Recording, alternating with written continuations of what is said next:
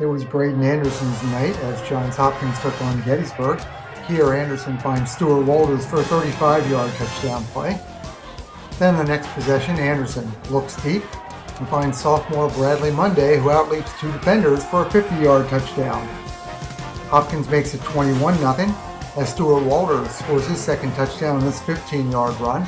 The Hopkins defense bottled up the potent Bullet offense all evening. Here, Michael Longo with the stop. Anderson has his third touchdown pass of the day to Boone Lewis. And then he caps off his 4-touchdown passing night with this 40-yarder to running back Denisio Roman. Gettysburg would score two late touchdowns, first on this Kyle Wigley 27-yard run. And then Wigley breaks free for this 40-yard run, but Johns Hopkins rolls to his seventh victory, 37-14. Juniata had early designs on an upset at Muhlenberg. Here, Luke Nathan picks off a Nick Palladino pass, but the Mule defense stuffed Wojciechowski on this 1-yard plunge, and that changed the tone of the game. Max Cepeda takes this handoff, goes around left end 44 yards for a touchdown to give the Mules a 7-0 lead. Then Palladino finds Nick Lamb in the corner of the end zone for a 24-yard touchdown. Palladino throws his second touchdown pass today to Ryan Delaney to make it 21-0 at half.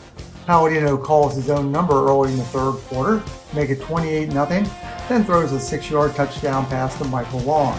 Juniata got on the board on the 61-yard pass from Udinski to Isaiah Slutter, but Muhlenberg proved to be too much on this day. Here, Palladino caps off a 373-yard performance with a pitching catch to Cody Geyer, who goes 77 yards. Muhlenberg rolls 42-13. Ursinus took on Susquehanna for homecoming. Here, Kevin Monahan hits Nick Pastizzi for a 9-yard touchdown pass. Then Monahan looks deep and finds Nick Lundholm on a 56-yard throw and catch to set up Eric Boyer's 37-yard field goal, and the Bears led 10-0. Taylor Paul takes this handoff up the middle, breaks free, goes to the near sideline and runs 48 yards to set up a Corey Kelly 1-yard run to give Ursinus a 17-0 lead at the break.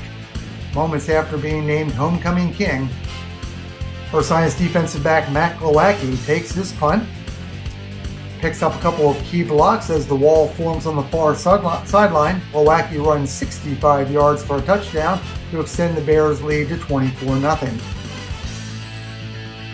Susquehanna would get on the board on this Nick Krusco 2-yard pass to Ian Richardson. But Taylor Paul takes the ball again up the middle, 35 yards for his second touchdown of the day. Ursinus would improve to 6-1 with a 44-14 win over the Crusaders. There was also homecoming in Lancaster, and it was all Matt McGarity. Here, a 34-yard touchdown pass to wide receiver Jordan Zachary. Then McGarity teams up with Zachary again, picks up a couple of key blocks and goes 56 yards to give Franklin Marshall a 2-score lead. Then McGarity, his third touchdown pass of the day, this one to Paul McGann. The Diplomat defense bottled up the Greyhounds all day, here dropping Eli Redmond for a 4-yard loss.